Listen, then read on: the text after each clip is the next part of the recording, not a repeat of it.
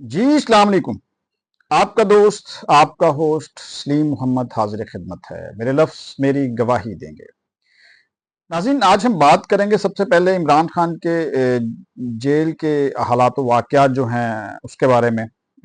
जो खान साहब ने जेल में डिप्टी सुपरिटेंडेंट जेल के साथ हाथापाई की। फिर उनका दूसरे नंबर पे जेल के अंदर जो है वो फरमाइशी प्रोग्राम जो है उसके बारे में। फिर ऑक्सफोर्ड यूनिवर्सिटी के उनके जो चांसलर का इलेक्शन है उसके बारे में। और फिर आखिर में retired lieutenant general Faiz Hamid case के बारे में होने वाली पेशरफ्त और उनके हालात। नाज़रीन, गुज़श्ता रोज़ जो थी वो एडियाला जेल में 190 मिलियन पाउंड की जो केस की समाअत थी। दौरान समाअत जो है वो खान साहब समाअत के बाद मतलब खान साहब जो है वो मीडिया से गुफ्तगू करने के लिए जब वो तशरीफ़ लाए तो डिप्टी सुप्रीटेंडेंट जेल जो ताहिर शाह साहब जो नए वहाँ पे अपॉइंट किए गए हैं उन्होंने उनको रोका कि आप मीडिया से गुफ्तगू ना फरमाएं। बार बार रोकने के बावजूद जो है वो जब खान साहब बाज नहीं आए तो फिर ताहिर शाह जो डिप्टी सुप्रीटेंडेंट जेल हैं उन्होंने थोड़ा सा रूड जो है रवैया अपनाया, तो जिसपे खान साहब ने जो है वो उनका हाथ झटक दिया। और फिर उसके बाद जो है खान साहब की बहनों ने भी डिप्टी सुपरिटेंडेंट जेल को बुरा भला कहना शुरू कर दिया। तो अगले जो हालात हैं वो फिर आपको पता ही है कि जेल जो है वो जेल होती है।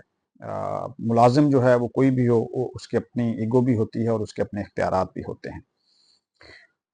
दूसरी तरफ खान साहब ने जो है वो आपको पहले भी पता है कि वो अक्सर मुतालबात जो हैं वो करते रहते हैं। अनोखा लाडला खिलन को मांगे चांद रे।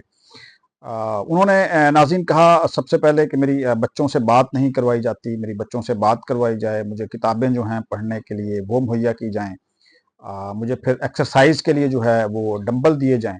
अगर जो है जेल इंतज़ामिया उसको इतना ही खदशा है कि मैं किसी को नुकसान पहुंचा दूंगा या मैं खुद अपने आप को नुकसान पहुंचा लूंगा, तो पुलिस के किसी भी अहलकार की जो वो ड्यूटी लगा दें, मुझे सिर्फ 15 मिनट के लिए जो है मुझे एक्सरसाइज करनी होती है, वो मेरे पास खड़ा रहे और मैं एक्सरसाइज जो है उसको कर लूँ उसको मैं। तो नाज़रीन, ये सारी जो उनकी फरमाइशें हैं, ये सारे जो उनके मुतालबात हैं, ये हैं जो कि पूरे किए जा सकते हैं, इनमें कोई कतगन नहीं है।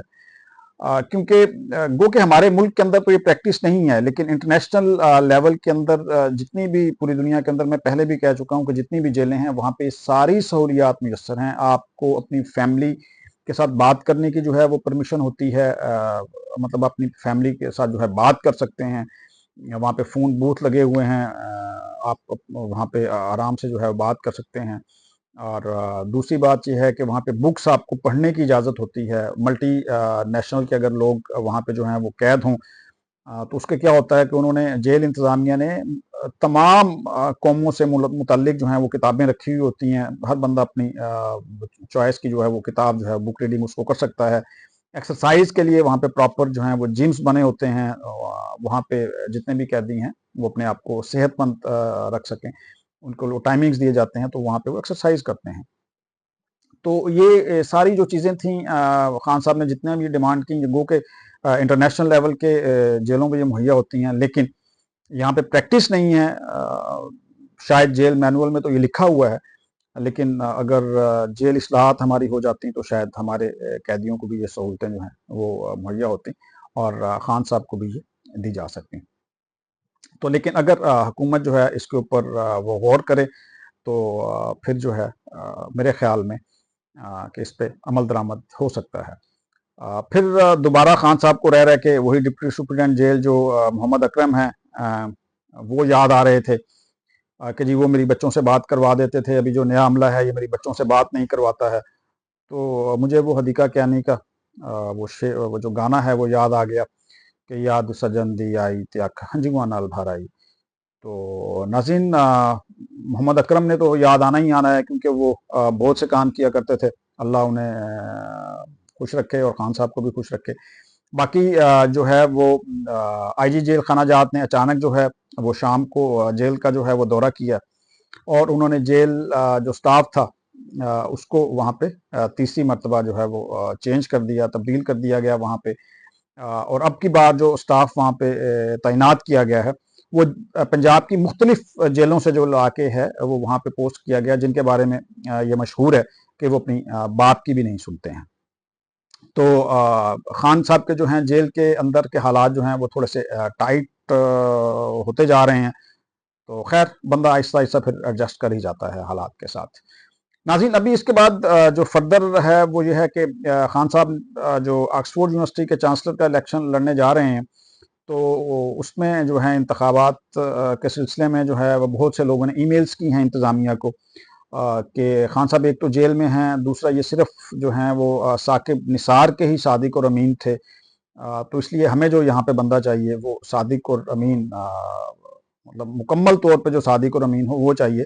हमें 190 मिलियन पाउंड वाला या टेरियान केस वाला या मतलब जो है और छोटे छोटे जो मसाइल हैं, जो तोशा खाना के केसेस हैं, ऐसा बंदा जो हमें सजा याफ्ता बंदा वो नहीं चाहिए यहाँ पे। तो मतलब क्योंकि खान साहब के क्रेडिट पे बहुत सारी चीज़ें हैं, तो लोगों ने जो है वो ईमेल्स की हैं। तो देखें कि क्या बनता है इलेक्शन का। तो इसलिए खान साहब की जीत वहाँ पे भी थोड़ी सी मशकूक नज़र आती है। गो के खान साहब बहुत मजबूत उम्मीदवार हैं ऑक्सफोर्ड के हवाले से। तो मेरा जो है वो ज़ाती ख्याल है कि खान साहब को जो है ना वो इलेक्शन जीत के ऑक्सफोर्ड यूनिवर्सिटी का ज़रूर चांसलर बनना चाहिए, क्योंकि गोरों ने जो 100 साल 150 साल हमारे ऊपर हुक्मरानी की और हमारा निज़ाम तालीम का जो है वो उन्होंने भट्ठा बिठा दिया।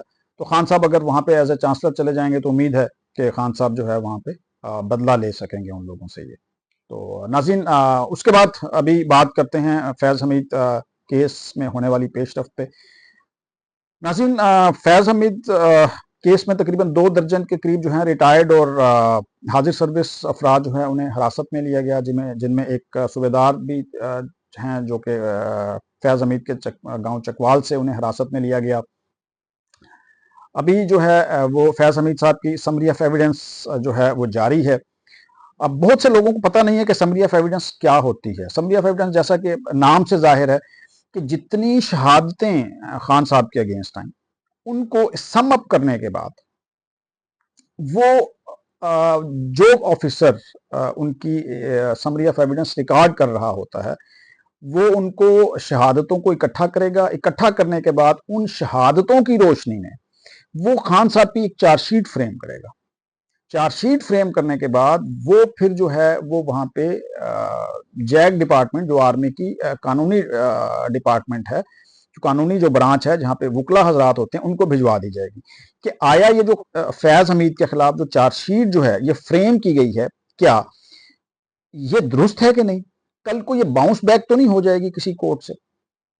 क्योंकि सबसे पहले जो होता है आर्मी के अंदर, मैं पहले भी एक्सप्लेन कर चुका कि वो कोर्ट ऑफ इंक्वायरी होती है। उसमें क्या होता है कि जी हाँ जी, मैं यहाँ से चला था, मैं वहां से मैं रास्ते में रुका, रास्ते से पानी पिया, पीने के बाद फिर मैंने जो है वहां पे जाके आराम किया, आराम करने के बाद फिर मैंने चाय पी के मैं फिर घर पहुंचा। ये कोर्ट ऑफ इंक्वायरी में बड़ी डिटेल्स आ जाती हैं। उसके बाद क्या होता है, तो नाज़रीन, उस कोर्ट ऑफ इंक्वायरी को देखते हुए जो कॉम्पिटेंट अथॉरिटी होती है वो डिसाइड करती है कि हमने अब इसके खिलाफ क्या एक्शन लेना है। तो फैज हमीद केस में उस कोर्ट ऑफ इंक्वायरी को देखते हुए ये तय पाया था कि इनके अगेंस्ट जो है वो हाईएस्ट जो डिसिप्लिनरी एक्शन है आर्मी का वो लिया जाएगा, जिसे कि फील्ड जनरल कोर्ट मार्शल कहा जाता है और उसे FGCM भी कहते हैं। अब उसके अंदर क्या होगा कि उसके अंदर वो समरी ऑफ एविडेंसेस को सम अप करेंगे कि जी ये आपके खिलाफ शहादतें आई, उस बेस पे उसकी चार्जशीट बनाएंगे। चार्जशीट बनाने के बाद वो GHQ में कानूनी ब्रांच जो है उनकी जैग डिपार्टमेंट उसको भेज देंगे। वहां पे उसको सारे वकला हजरात जो हैं वो देखेंगे उसको कि जी हाँ जी, इसमें कोई ऐसी चीज तो नहीं है कि जो हमारे कल को बाउंस बैक हो जाएगी। और फिर उसके बाद उसको जो है वो दोबारा चार्जशीट उसको हैंड ओवर कर दी जाएगी एक्यूज को, और फिर प्रॉपर ट्रायल शुरू हो जाएगा जिसमें वकील हजरात बैठेंगे आर्मी की तरफ से, जो कि कानूनी राय देगा। मेंबरान होंगे दो, प्रेसिडेंट होगा, एक्यूज होता है, फ्रेंड ऑफ एक्यूज जो हैं उनको वहां पे बैठने की इजाजत है, वो आते हैं वहां पे, क्रॉस एग्जामिनेशन उनका होता है आपस में, जो प्रोसिक्यूशन के विटनेसेस होते हैं। उसके बाद फिर जो है आपके वकील होते हैं, एक्यूज के वकील होते हैं। खैर फैज हमीद केस में तो किसी भी रिटायर्ड ब्रिगेडियर्स जो थे आर्मी के वकला हजरात, जिन्हें आर्मी के कवानीन का नॉलेज था, उन्होंने वो इनकार कर दिया उनका केस लेने से। तो जाहिर बात है कि वो शायद कोई सिविल वकील रखें या देखें उनकी क्या एडजस्टमेंट होती है, क्योंकि हमारे मुल्क में सिविल वकील भी बहुत अच्छे हैं जिनको के कानूनी हवाले से वो बहुत मतलब आर्मी के रूल्स को वो समझते हैं। तो उसके बाद फिर क्या होता है कि वो प्रॉपर जो है वो कोर्ट लगती है, वो हर रोज आपकी स्टेटमेंट्स हो रही होती हैं, क्रॉस एग्जामिनेशन और ये वो उस सारी चीजों के बाद जो है फिर वो जो प्रेसिडेंट होता है वो अपनी पनिशमेंट जो होता है वो उसकी एक्यूज की वो रिकमेंड करता है। रिकमेंड करने के बाद वो फाइनल एंडोर्समेंट के लिए वो आर्मी चीफ को भिजवा दी जाती है। आर्मी चीफ जो है वो उसको उसके ऊपर अपनी रिकमेंडेशन देते हैं, उससे एग्री करें डिसएग्री करें जो भी करें, वो करने के बाद वो एक्यूज को बुलाया जाता है और उसको फिर वो जो है वो सुना दी जाती है कि जी आपकी ये पनिशमेंट है। वो एक प्रोसीजर है कि वो यूनिफॉर्म पहना के और फिर वो मतलब जो अपने जवान होते हैं, ऑफिसर्स होते हैं, उनको इकट्ठा करके वो फिर बैजेस उतारना, वो एक अलहदा से वो सिलसिला है फिर। लेकिन मुख्तसर ये कि उसको पनिशमेंट सुना दी जाती है। उस पनिशमेंट को सुनाने के बाद फिर ये होता है कि उसके पास एक्यूज के पास हक होता है कि वो दोबारा से नजरसानी की अपील कर ले। जैसे कि सुप्रीम कोर्ट ऑफ पाकिस्तान में होता है कि चीफ जस्टिस ने एक फैसला दिया, कोई भी फैसला दिया तो आप नजरसानी की अपील उसी के पास करते हैं, ऐसे ही फिर वो आर्मी चीफ के पास दोबारा जाती है, एपलेट कोर्ट के पास दोबारा जाएगी, वो उससे जो भी फैसला देंगे उसके बाद फिर क्या होगा कि फिर वो सुप्रीम कोर्ट ऑफ पाकिस्तान में अपनी जो है वो अपील दोबारा से फाइल करेंगे कि जी मुझे ये ग्रीवियंस थे, मेरे मेरे इसके ऊपर नजरसानी की जाए। तो ये एक पूरा जो है वो तरीकाकार है उसका। तो एफजीसीएम का मतलब ये होता है कि उस बंदे के खिलाफ, उस बंदे के खिलाफ जिसके अगेंस्ट हो रहा होता है, आपने हाईएस्ट जो है वो एक्शन कोर्ट ऑफ इंक्वायरी में रिकमेंड हुआ है तो वो आपने लेना है। अगर अदरवाइज तो क्या होता है, समरी कोर्ट मार्शल होती है जो कि आम एक सिपाही की, एक जवान की होती है। उसमें क्या होता है कि उसको 89 डेज से अगर ज्यादा पनिशमेंट आपने देनी है तो उसका समरी कोर्ट मार्शल होगा। फिर जो होता है वो 1 साल तक उनका जो है उसको सजा सिविल जेल में दिया जाता है। तो इससे ऊपर जो होता है ये आमतौर पे जो है जवानों का होता है, सिपाहियों का होता है, जो नॉन कमीशन ऑफिसर्स होते हैं उनका ये होता है, जेसीओ हजरात का होता है। उसके बाद जो है फिर ऊपर जो है ना वो डीसीएम डिस्ट्रिक्ट कोर्ट मार्शल या फील्ड जनरल कोर्ट मार्शल की कहानी ही चलती है। तो देखें कि फैज हमीद केस में इनको जो है वो क्या दिया जाता है, क्या इनको पनिशमेंट दी जाती है, क्या इनको जो है वो सजा दी जाती है। ज्यादा इसमें जो मैक्सिमम होता है वो 14 साल से लेके तो ऊपर जितनी भी आप बढ़ा लें इसको और फिर जो है वो आप इसको डेथ सेंटेंस तक भी इसको आप लेके जाते हैं। तो नाज़रीन ये जो थे सारे हालात वाक़यात थे फैज़ हमीद केस के सिलसिले में। और बाकी अब मुझे इजाज़त दीजिए, आज तक की यही थी। मैं इन अल्फाज के साथ आपसे इजाज़त चाहूँगा कि जुग जुग जिए मेरा प्यारा वतन। अल्लाह हाफिज़।